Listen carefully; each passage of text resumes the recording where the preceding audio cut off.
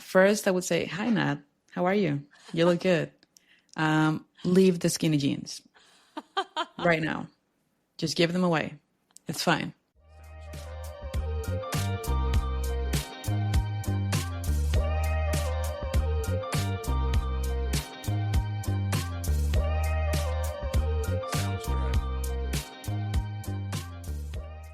Hello, everyone. Welcome to the Goal Get Her podcast, your go-to space for lifting each other up and empowering women from all walks of life. I am Nat, your co-host, as you may already know. And in this podcast, we just love celebrating women, breaking barriers, chasing big career dreams, and embracing every single success in life, big or small.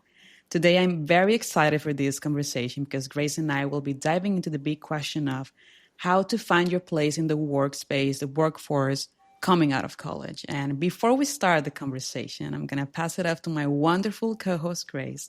Grace, how are you? Hello. I'm great. So today's topic, as Nat said, we're going to dive into kind of our college experience and what we thought the workforce was going to be like 5 years ago and what it actually turned out to be like. And we'll go from there. You want to kick us off, Nat?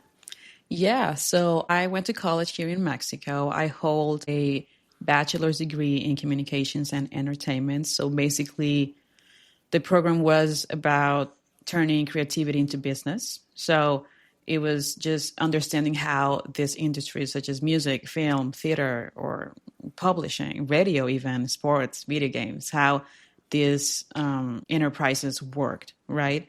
And it just gave me a very solid foundation on the understanding of how business and art and entertainment like connect. Because I had the business side of it, yes, I had to take a math class and I hated it, but I loved the other side. But yeah, I survived. Wait, that's super unique. What made you want to go into that field of study? Well, as you may have heard in the first episode, I am obsessed with the entertainment industry. So I was looking for something that, because I wanted to be behind the stage, right? Behind the scenes, not in front of. Like, I didn't want to be an artist. I mean, I low-key want to, but I don't have the talent. But I love all the production side of it, like creating the idea and bringing it to life. So there's this very famous school that in Mexico that opened its campus here in my hometown, Merida. It had the best program for me because it dived into all these industries and how to make them a business and how to make a show and or an album or a book out of the art and the product itself. So yeah, I think it was the best fit for me. That's super interesting. I don't know if I know anyone else who's done a program quite like that. Yeah, me either, to be honest. I think I'm one of the only ones. I love that. I kind of went a little bit more generic route. I studied marketing and public relations in college, threw in a few policy, a few government, a few human rights classes in there. I went into college knowing and feeling like I really wanted to go in the nonprofit space, but not wanting to be a lawyer. And it's a little bit difficult to get into that space without that law degree. So I went the business route, kind of same as you, wanted to go in the back door of that industry. And yeah, I loved it. I loved my human rights classes. I loved my government classes. And that's actually how I got my first position too. I was in this class called Democratic Erosion, talking about all the different countries around the world, sadly, there's a lot of them, who are currently going through democratic erosion. And my professor actually had a old student who came and spoke to the class. And I was like, oh my God, this organization sounds amazing. I need to speak with her. And that landed me my first job out of college. So really never let a small opportunity slide is what I learned from that.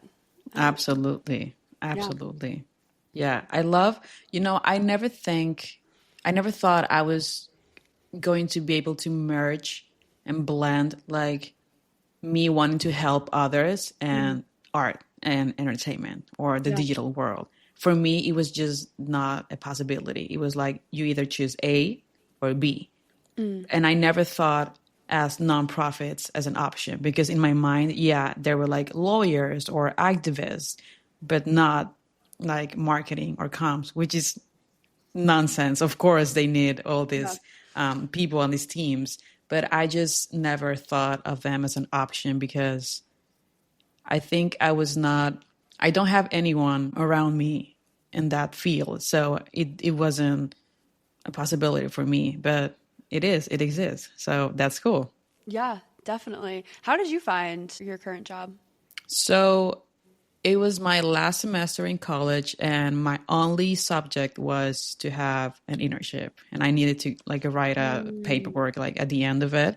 So I needed to find something to do for sure, or else I wasn't going to graduate. Of course, first I aimed to the stars and I applied to the biggest enterprises ever out there in terms of like entertainment and music. But of course, they weren't looking for someone like me. They were looking for people with like 5 years of experience, and I was like 0 years of experience. So I talked to a company here in Mexico that helps you connect with the best fits for you. They gave you the interview, but they cannot assure you that you're gonna get in. But they connect you with these people, right? So I remember I had 5 options, and I hated 4 of them, and I loved just one. I had an interview, I had a call, and I got it, and I'm here. I never thought I was going to survive just because the topics were complex. It was a whole new world for me, but I found my place and I learned a lot, and I figured out that merging two of my biggest passions is possible. So it was all good. That's amazing. Yeah, I don't think I knew that backstory actually, but that's awesome. I think one of the most like frustrating parts is something that you just mentioned in the whole job search is when they say, "Oh, this is an intro position, but you need 5 years experience." And Yeah. it's like, well, that's impossible unless you give me the opportunity to get that experience. So definitely something that I have always come up across as well, and is super frustrating. It's a bit insane when they do that, but Yeah. it's awesome that they were able to take that chance on you, and it worked out. Yeah. And it's like you mentioned, it's something I wish I knew before applying to jobs or coming out of college. Like if I could go back, I mean, I wouldn't change a thing because I wouldn't be here in this Mm. podcast with my best friend. But work wise and just like experience in the work wise, I feel like I would have loved to understand that school is not enough. Like Mm. it might be amazing depending on your experience, but it's it's not enough. You need to explore to find out what you like and what you don't like, or maybe what you're not great at. So I would have loved to use some of my free time to take some workshops, Mm. maybe Adobe or video editing that I am very interested in, or something like that, just so I could like build my resume while being in college. If you don't have the time or the bandwidth to have a side job before or after going to school, during school, I would have loved to have like some workshops here and there, or intern, even if it was for free, to some of the small companies here in Mexico, just to gain some experience and to build my resume. Because I did feel at my first job, I did feel I didn't have the necessary skills or knowledge yet, but that's only natural. I think we also need to slow down and give ourselves the recognition that we deserve, in a sense that we are still learning. Like at school, we learn theory, we are not applying what we learn. So we need to be, I think, a more kind to ourselves and say, we are learning. You are not going to know every single thing coming out of college. You're about to figure that out. So, yeah. I totally agree. Yeah, I think my biggest misconception coming out of college was exactly that. When you come out of college, you're like, this is amazing. Like, I'm so ready for the workforce. Like, nothing can break me. I'm the best candidate. And that's a great attitude to have, but college is not the last step. You can't just stop Exactly. learning after college. And I think that's something that a lot of people, I think, get tripped up on. They come in with this attitude of like, I just aced college. I know everything. And that's just not true. Going to school and learning these things is completely different, putting it into action in the real world. And I think that's like number one misconception that I think a bunch of my friends had coming out of college.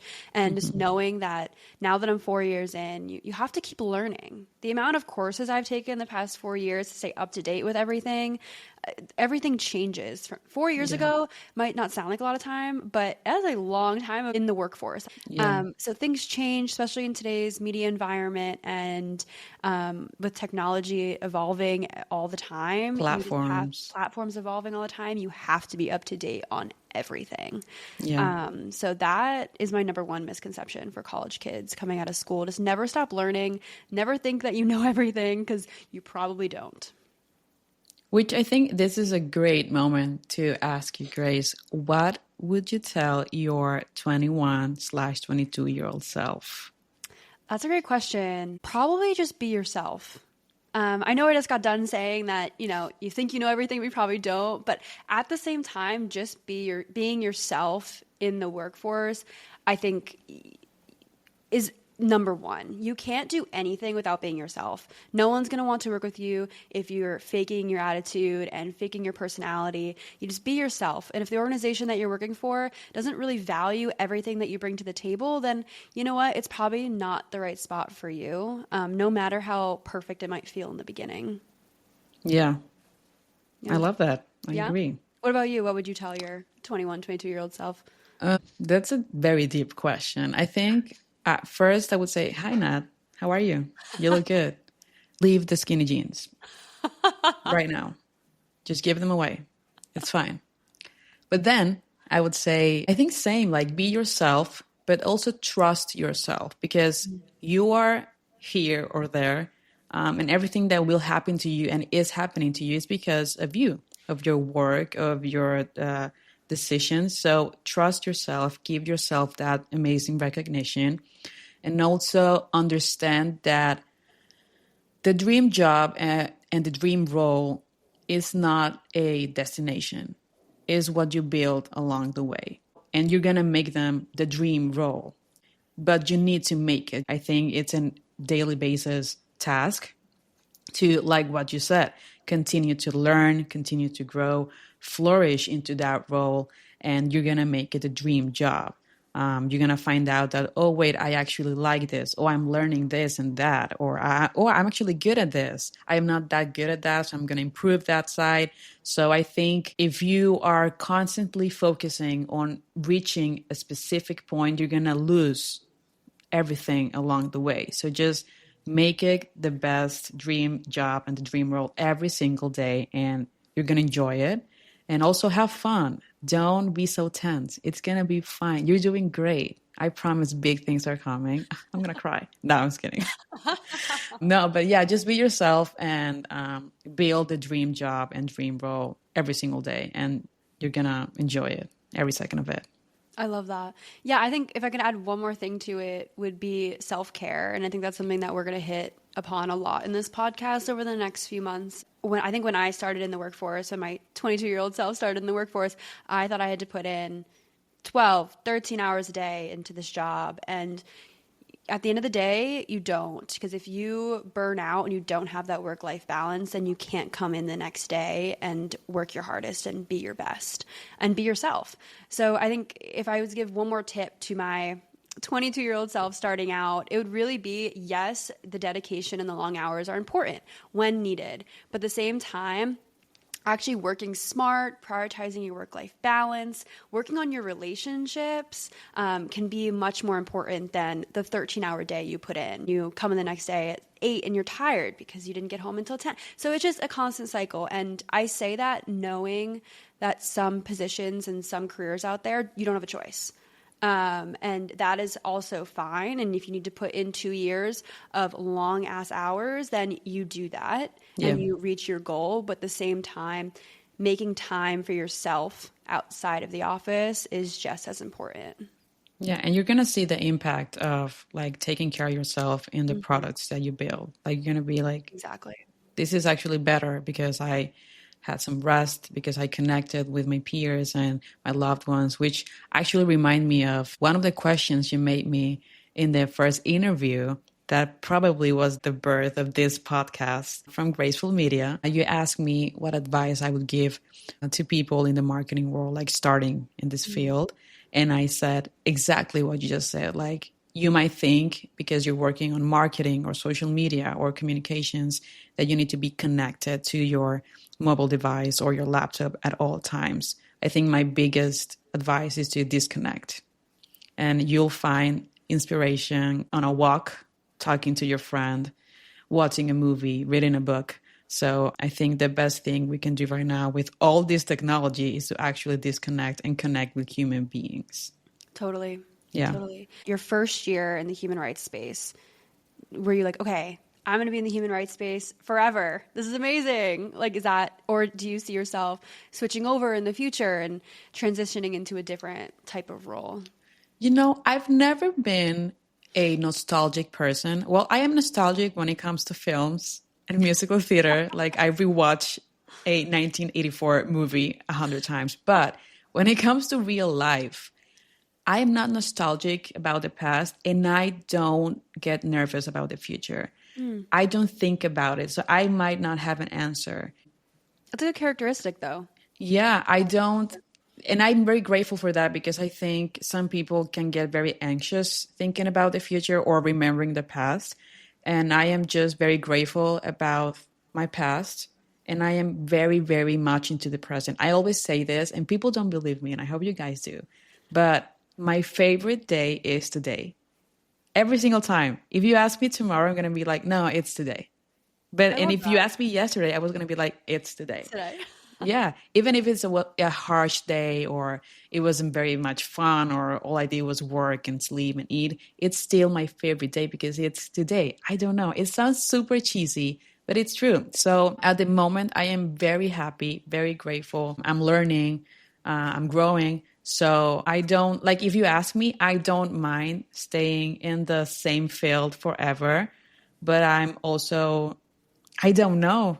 Like, and I'm okay with that. And I think, to be fair, I know this is not everyone's experience, and I am very aware of that. I think one of the main reasons I am very calm and at peace with staying where I'm at the moment, and also knowing that if any emergency happens and I need to drop everything, I'm still going to have a plan B, which is my mom has a school, and she says that doors are always open for you whenever you need. So I feel like I am, and I say this in the most humble way, I am very privileged to say that I feel that's why I have a safety net. That's why I don't feel scared, because I know that whatever happens, and if I need to change paths or whatever, I have that door open in case I need to just pause or whatever. I have the family business, but I 100% I am aware that this is not everyone's situation. But maybe that's why I don't feel anxious about tomorrow or Yeah. nostalgic about yesterday. That's totally fair. That's wonderful. It's okay. I'll worry about tomorrow for the both of us then. It's not that I am not organized though. Like, I am aware of, like, oh, I need to do stuff. It's not like I am careless or I don't care if I have a job or not. No, no, no. It's just that I am very focused on today. Yeah. No, that's a And great yeah. way to be. I wish I could be in that mindset more often because I think I do find myself not worrying about the future as much, but planning it out. Like I want to be in this role by 30 and this role by 35, which I do think it's a good way to be. And if your mind works in that way, Yeah. for anyone listening, that is an amazing way to be. But I do find myself wanting to enjoy the moment where I'm at now, just being here now. I'm grateful for where I'm at. So just having that thought process. But that's a really good point. And don't worry, because I'll make a 5-year plan for you. It's all good. Thank you. I All good. think, I think my view has changed a lot, which is why I wanted to ask you this question because I think, as I said before, when I was going into college, I wanted to work in nonprofit. I wanted to be in the human rights space, and I still do. But I think I've also realized that in growing in the marketing space, you need to grow your resume a bit. So that's kind of, I think, where I'm at in my career now. And if I end up in my next position in a for-profit. That would be a big jump from where my 22-year-old self thought I would be for sure. But I can always loop back in the future to the nonprofit space, which I still see as my end goal. So I think my end goal, if I was going to answer my own question, my end goal would be the same. But I think my view of how I'll get there has changed. That's Yeah. interesting. I think people listening are gonna like agree with both. I love that. I think my vision for the future is a bit more generic. Like I know I want to be working. I know I love the nonprofit and human rights space. But since I don't know the answers to everything and anything could happen, I'm just focusing on building my future today. And we shall see Yeah. tomorrow what I made of this work that I did today. Definitely. But Everything that yeah, happens tomorrow builds off what you're going to do today. So I think that's a super Grace important, Douglas, there you go, 2024. quote by Grace. I think that's a super important mindset to have, and very healthy one to have as well. And I think you and I, as a best pals, I think this is the perfect balance because you are on one side and I'm on the other, and Yeah. together we And make the together perfect. we Yeah, make Goal Getter podcast. There you go. exactly. That's why we're here. Amazing. Um, I I'm feeling good about this episode. If anyone out there has any questions they want us to answer about our personal experience in the workforce, please feel free to leave a comment. I'd be happy to dive into this topic deeper if that is something that you want to see talked about and dived into a little bit more. But we are definitely hopeful to be interviewing some people down the line who also have their own personal opinions on this exact topic. So we'll definitely be looping back to this important conversation in the future. Do you have anything you want to add in the end here, Nat?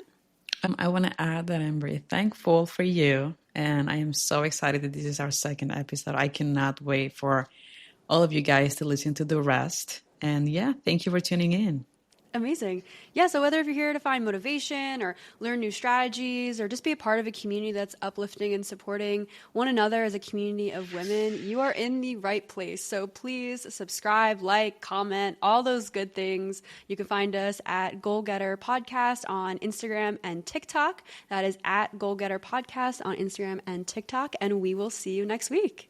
Thanks, Perfect. everyone. Bye, guys.